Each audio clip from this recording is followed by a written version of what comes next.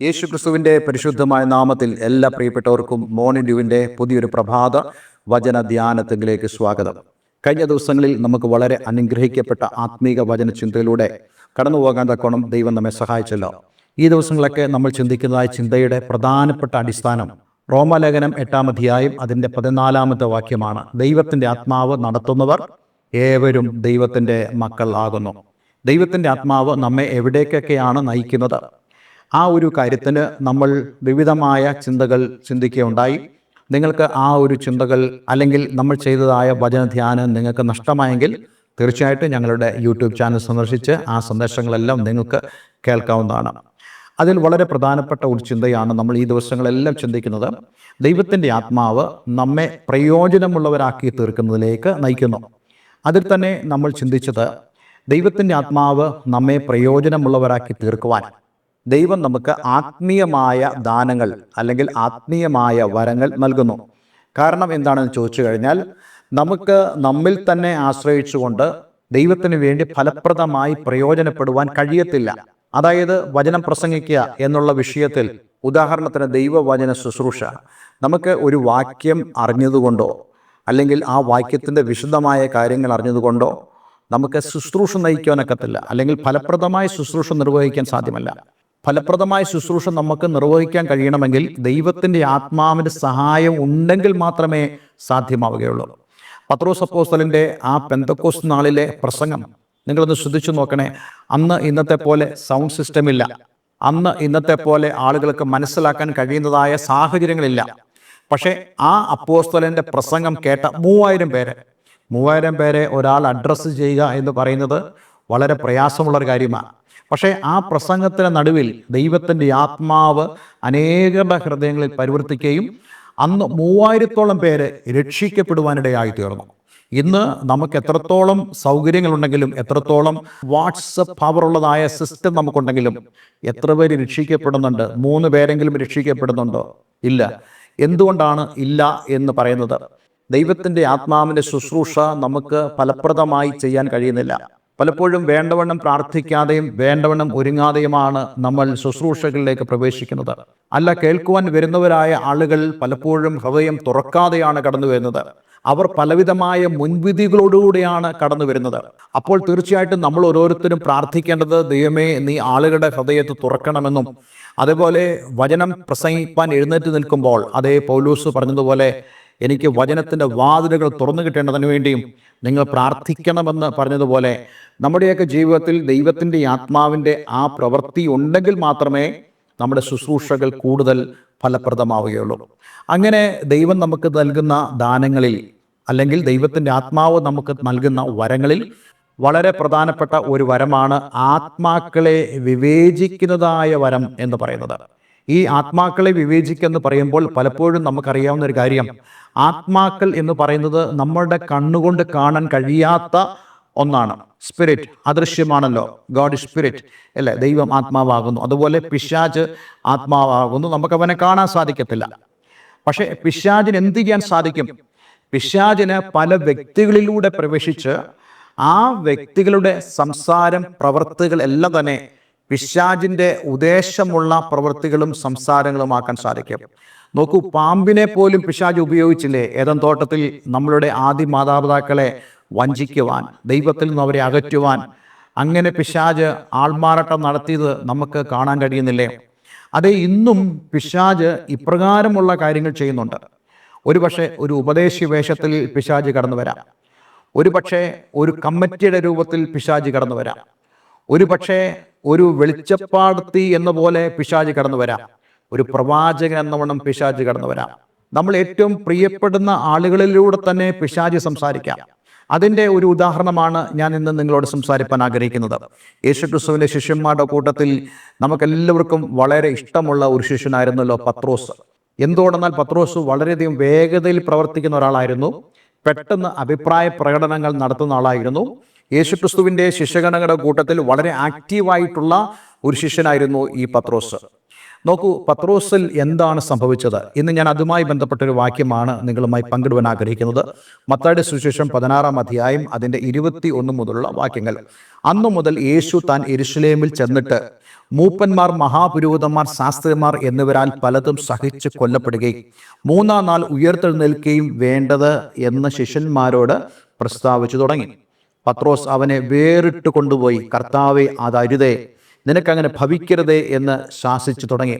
അവനോ തിരിഞ്ഞ് പത്രോസിനോട്, സാത്താനെ, എന്നെ വിട്ടു പോ, നീ എനിക്ക് ഇടർച്ചയാകുന്നു, നീ ദൈവത്തിൻ്റെതല്ല മനുഷ്യരുടേതത്രേ കരുതുന്നത് എന്ന് പറഞ്ഞു. നോക്കൂ, ഈ വാക്യം വളരെ ഇൻട്രസ്റ്റിംഗ് ആണ്. എന്നെ വളരെയധികം ചിന്തകളിലേക്ക് കൊണ്ടുപോയ ഒരു വേദഭാഗമാണ്.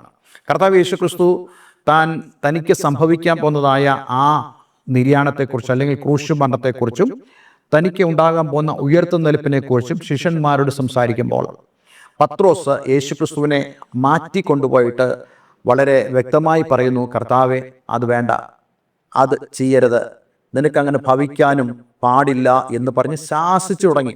എന്ന് പറഞ്ഞ് യേശുക്രിസ്തുവിനെ നിർബന്ധിക്കാൻ തുടങ്ങി.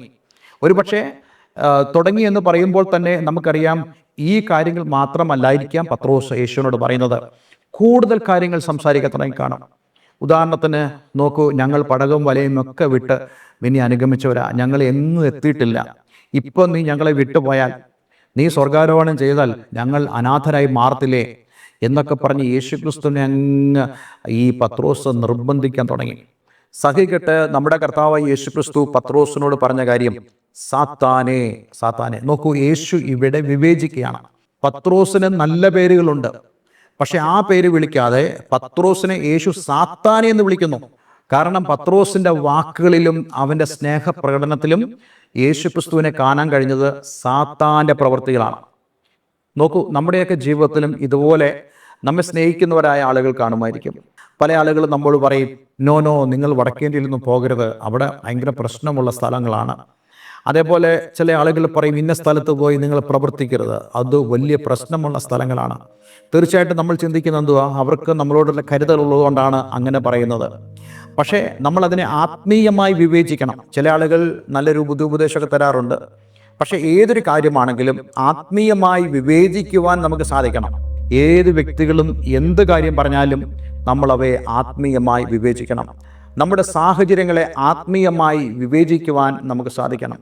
നമ്മുടെ ഓരോ ദിവസങ്ങളെയും ആത്മീയമായി വിവേചിക്കുവാനും അതേ നമുക്ക് കടന്നു വരാൻ പോകുന്നതായ പ്രശ്നങ്ങളെ ആത്മീയമായി വിവേചിച്ച് അറിഞ്ഞ് പ്രാർത്ഥിക്കുവാനും നമുക്ക് സാധിക്കണം.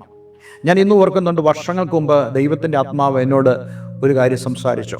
അതിപ്രകാരമായിരുന്നു, നിന്റെ യാത്രകളെ നീ സൂക്ഷിക്കണം. എന്നോട് ഒരു സ്ഥലത്തിൻ്റെ ഒരു സ്പോട്ട് കാണിച്ചിട്ട് ദൈവത്തിൻ്റെ ആത്മാവ് പറഞ്ഞു, ഇവിടെ നീ വീഴും, ഇവിടെ നിനക്കൊരു ആക്സിഡൻറ്റ് സംഭവിക്കും, പക്ഷേ നിൻ്റെ ഒരു രോമത്തിന് പോലും ഒരു കുഴപ്പവും സംഭവിക്കില്ല. ഞാൻ ആ ദിവസങ്ങളിലൂടെല്ലാം ആ സ്ഥലത്തോടെ ഇങ്ങനെ യാത്ര ചെയ്യുമ്പോഴെല്ലാം ഞാൻ പ്രാർത്ഥിച്ചുകൊണ്ടാണ് പോകുന്നത്. ഞാൻ ഇങ്ങനെ പ്രാർത്ഥിക്കാറുണ്ട്, ആ സ്പോട്ട് നിർത്തിക്കൊണ്ടതിന് ഞാൻ പ്രാർത്ഥിക്കാറുണ്ട്, പിശാചേ, നീ എന്നെ ഇവിടെ തള്ളിയിടുവാൻ പദ്ധതി ഒരുക്കുന്നുണ്ടെന്ന് ഞാൻ അറിയുന്നു, പക്ഷേ എനിക്ക് ഒരു രോമത്തിന് പോലും കേടുവരികയില്ല, എൻ്റെ ദൈവം എന്നെ കാത്തു സൂക്ഷിക്കും. ഏതാനും ചില ദിവസങ്ങൾ, ഒരാഴ്ച പോലും വേണ്ടി വന്നില്ല, ഞാൻ അതേ സ്പോട്ടിൽ തന്നെ എൻ്റെ ബൈക്കിൻ്റെ ഫ്രണ്ട് ടയർ പൊട്ടി ഞാനിവിടെ വീഴുവാനിടയായി തീർന്നു. ആ സമയത്ത് ഒരു വാഹനം പോലും ആ ഭാഗത്ത് വന്നില്ല എന്ന് മാത്രമല്ല, എൻ്റെ വാഹനം ഉയർത്താൻ പോലും ആരും എന്നെ സഹായിക്കാതിരിക്കുമ്പോൾ ഞാൻ തന്നെ ഒറ്റയ്ക്ക് ആ വാഹനം ഉയർത്തി പിന്നീട് പോകുവാനിടയായി തീർന്നു. എനിക്കൊന്നും സംഭവിച്ചില്ല. അപ്പോൾ ഇതൊരു ആത്മീയ വിവേചനത്തിൻ്റെ ഭാഗമാണെന്ന് എനിക്ക് പിന്നീട് ബോധ്യമായി തീർന്നു. ദൈവത്തിൻ്റെ ആത്മാവ് നമ്മുടെ പ്രാർത്ഥനാ വേളകളിൽ നമ്മളോട് സംസാരിക്കും. പക്ഷേ നമുക്കത് കേൾക്കാനുള്ള കാതുണ്ടായിരിക്കണം, കാണുവാനുള്ള കണ്ണുണ്ടായിരിക്കണം. അതേ പാട്ടുകാരൻ പറയുന്നത് പോലെ, വിൺ ശക്തി, കാഴ്ച, ശബ്ദങ്ങൾ എനിക്കേറെ വേണം, വിശ്വാസപ്പോരിൽ നിൽക്കുവാൻ പത്മോസിൽ എത്ര നാൾ ഞാൻ ഏകനായി പാർക്കണം, എൻ്റെ വിശ്വാസ നായിക എന്നെ സഹായിക്കണമെന്ന് പറയുന്നത് പോലെ നമ്മുടെ ജീവിതത്തിലും നമുക്ക് കേൾക്കുവാനുള്ള ഒരു കാതുണ്ടായിരിക്കണം. ആത്മീയമായ കേൾവി, ഈ ലോകത്തിൻ്റെ കേൾവികളല്ല, ആത്മീയമായ കേൾവി. അതേ ഒരു കാഴ്ചപ്പാട് നമുക്കുണ്ടായിരിക്കണം. ഈ ലോകത്തിൻ്റെ കാഴ്ചപ്പാടല്ല, ആത്മീയമായിട്ടുള്ള ഒരു കാഴ്ചപ്പാട്. അത് ഏലിയാവ് കർമ്മേലിൻ്റെ കൊടുമുടിയിൽ വെച്ച് ആഹാബ് രാജാവിനോട് പറഞ്ഞില്ലേ, ഞാൻ ഒരു വലിയ മഴയുടെ മുഴക്കം കേൾക്കുന്നു. ശ്രദ്ധിക്കുക, അവിടെ ആഹാബ് മഴയുടെ മുഴക്കം കേട്ടതായിട്ട് നമുക്ക് കാണാൻ കഴിയുന്നില്ല, കേൾക്കാൻ കഴിയുന്നില്ല. പക്ഷേ ഏലിയാവിനെ കേൾക്കാമായിരുന്നു. എന്തുകൊണ്ടെന്നാൽ അത് ഒരു ആത്മീയ കേൾവിയായിരുന്നു. എന്താ സംഭവിച്ചത്? വലിയൊരു മഴ പെയ്യാനിടയായി തീർന്നു. അതേ 3 വർഷത്തിനും 6 മാസത്തിനു ശേഷം, ഒരു ക്ഷാമകാലത്തിന് ശേഷം ഇസ്രയേലിൽ മഴ പെയ്യാനിടയായി തീർന്നു. നമ്മുടെയൊക്കെ ജീവിതത്തിലും ഇതുപോലെ വിശ്വാസത്തിൻ്റെ കാഴ്ചപ്പാടും അതേ വിശ്വാസത്തിൻ്റെ കേൾവിയും നമുക്കുണ്ടെങ്കിൽ, ഇന്ന് ഞാൻ നിങ്ങളോട് പറയട്ടെ, നിങ്ങൾക്ക് ആത്മീയമായി വിവേചിക്കുവാനും പ്രാർത്ഥിക്കുവാൻ സാധിക്കും. ഇവിടെ കർത്താവ് യേശുക്രിസ്തു പത്രോസിനെ ആത്മീയമായി വിവേചിച്ചപ്പോൾ യേശു പത്രോസിനെ വിളിക്കുന്നു, സാത്താനെ എന്നെ വിട്ടുപോ. ഇംഗ്ലീഷ് ട്രാൻസ്ലേഷനിൽ കൊടുത്തിരിക്കുന്നത്, ഓ സൈറ്റാൻ ഗെറ്റ് ബിഹൈൻഡ് മീ, നീ എൻ്റെ പുറകിൽ വരിക എന്നുള്ളതാണ്. അതിനർത്ഥം പത്രോസ് യേശുവിൻ്റെ മുമ്പിൽ കയറി. നമ്മൾ എപ്പോഴും നമ്മുടെ തീരുമാനത്തിൽ യേശുവിൻ്റെ മുമ്പിലേക്ക് പോയാൽ അത് സാത്താനികമാണ്. നമ്മൾ കർത്താവ് പറയുന്നതിൻ്റെ അപ്പുറത്തേക്ക് മുന്നോട്ട് പോയാൽ കർത്താവ് നമ്മോട് പറയുന്നു, ഗെറ്റ് ബിഹൈൻഡ് മീ. അതായത് പത്രോസിനെ സാത്താൻ യേശുവിൻ്റെ മുമ്പിലേക്ക് കൊണ്ടുവന്നപ്പോൾ യേശു ആ സാത്താനെ ശാസിച്ചു. കാരണം പത്രോസിനെ യേശുവിന് പുറകിലേക്ക് കൊണ്ടുവരണമായിരുന്നു. അതായത് പത്രോസ് യേശുക്രിസ്തുവിനെ അനുഗമിക്കുകയല്ലേ ചെയ്യേണ്ടത്. ഒരിക്കലും പത്രോസ് യേശുക്രിസ്തുവിനെ ലീഡ് ചെയ്യുന്ന ഒരു അനുഭവത്തിലല്ല ആയിരിക്കേണ്ടത്. മറിച്ച് he should follow his master. അവൻ്റെ യജമാനനെ അവൻ അനുഗമിക്കണം. നമ്മുടെയൊക്കെ ജീവിതത്തിൽ ഇതുപോലെ ദൈവത്തെ അനുഗമിക്കുന്നതിന് പകരം, യേശുവിനെ അനുഗമിക്കുന്നതിന് പകരം യേശുവിനെ നമ്മൾ ലീഡ് ചെയ്യുന്നതായ അനുഭവങ്ങൾ നമ്മുടെ ജീവിതത്തിലുണ്ട്. പക്ഷേ ഇതൊക്കെ നമുക്ക് മനസ്സിലാക്കണമെങ്കിൽ ആത്മീയമായി നമ്മൾ വിവേചിക്കേണ്ടത് വളരെ ആവശ്യമാണ്. ഈ ഭാഗത്തുനിന്ന് ചില കാര്യങ്ങൾ കൂടെ നമ്മൾ അടുത്ത ദിവസം ചിന്തിക്കുന്നതാണ്. എങ്കിലും ഇന്നത്തെ ഈ സന്ദേശം നിങ്ങളുടെ ജീവിതത്തിൽ അനുഗ്രഹപ്രദമായി തീർന്നു എന്ന് ഞാൻ വിശ്വസിക്കുന്നു. നിങ്ങൾ ഒരിക്കലും യേശുക്രിസ്തുവിനെ ലീഡ് ചെയ്യുന്ന അല്ലെങ്കിൽ നയിക്കുന്ന ഒരു അവസ്ഥയിലേക്ക് നിങ്ങൾ മാറരുത്. അത് പിശാചിൻ്റെ പ്രവൃത്തിയാണ്. എന്നാൽ അങ്ങനെയുള്ള ടെംപ്റ്റേഷൻസ് വരുമ്പോൾ, പരീക്ഷകൾ കടന്നു വരുമ്പോൾ അതിനെ ആത്മീയമായി വിവേചിക്കുവാനും അതേ ദൈവത്തിന് ഇഷ്ടപ്രകാരം മുന്നോട്ട് പോകാനും നമുക്ക് സാധിക്കുന്നെങ്കിൽ തീർച്ചയായിട്ടും നമ്മുടെ ക്രിസ്തു ജീവിതം കൂടുതൽ ആനന്ദകരമായി തീരും. അതേ കർത്താവിനായി കൂടുതൽ നമുക്ക് പ്രയോജനപ്പെടുവാൻ സാധിക്കും. ഈ വചനങ്ങളാൽ ദൈവം നമ്മെ അനുഗ്രഹിക്കട്ടെ. ഒരു വാക്ക് പ്രാർത്ഥിക്കാം. സ്വർഗീയപിതാവേ, ഇന്ന് ഞങ്ങളെ കേൾപ്പിച്ച വചനത്തിനായി സ്തോത്രം. ആത്മീയമായി ഞങ്ങൾ എല്ലാത്തിനെയും വിവേചിക്കുവാൻ, ഞങ്ങളുടെ സാഹചര്യങ്ങളെ, ഞങ്ങളുടെ അവസ്ഥകളെ, ഞങ്ങളുടെ ജീവിത രീതികളെ എല്ലാം വിവേചിച്ചറിഞ്ഞ് സാത്താനികമാണോ ദൈവികമാണോ എന്ന് തിരിച്ചറിഞ്ഞ് മുന്നോട്ട് പോകുവാൻ ഞങ്ങളെ ഏവരെയും സഹായിക്കണമേ. അതിനനുസരിച്ച് ഞങ്ങൾക്ക് പ്രാർത്ഥിക്കുവാനും ദൈവസന്നിധിയിൽ ഞങ്ങളെ തന്നെ സമർപ്പിപ്പാനും ദൈവത്തിന് പ്രയോജനമുള്ളവരായി തീരുവാനും ഞങ്ങളെ സഹായിക്കണമെന്ന് പ്രാർത്ഥിക്കുന്നു. ഈ വചനം കേട്ട ഏവരെയും ഞാൻ യേശുവിൻ്റെ നാമത്തിൽ അനുഗ്രഹിക്കുന്നു. പ്രാർത്ഥന കേട്ടതിനായി നന്ദി. യേശുക്രിസ്തുവിൻ നാമത്തിൽ തന്നെ ആമേൻ, ആമേൻ. ഇന്നത്തെ വേദവചനം നിങ്ങളുടെ ജീവിതത്തിൽ വളരെ അനുഗ്രഹപ്രദമായി തീർന്നു എന്ന് ഞാൻ വിശ്വസിക്കുന്നു. ദയവായി ഈ സ്ക്രീനിൽ കാണുന്ന ഫോൺ നമ്പറുകളിൽ ഞങ്ങളെ വിളിക്കാം. നിങ്ങൾക്ക് ഈ ശുശ്രൂഷ അനുഗ്രഹപ്രദമായി തീരുന്നുണ്ടെങ്കിൽ അതിന് ഞങ്ങളെ വിളിക്കുവാനുള്ള സ്വാതന്ത്ര്യമുണ്ട്. ആത്മീയമായ കൂട്ടായ്മയ്ക്കും ദൈവവചനത്തിൻ്റെ പഠനത്തിനും നിങ്ങൾക്ക് ആഗ്രഹമുണ്ടെങ്കിൽ അതിന് ഞങ്ങളെ വിളിക്കുക. എല്ലാവരും ദൈവം അനുഗ്രഹിക്കട്ടെ. Have A nice day. God bless you all.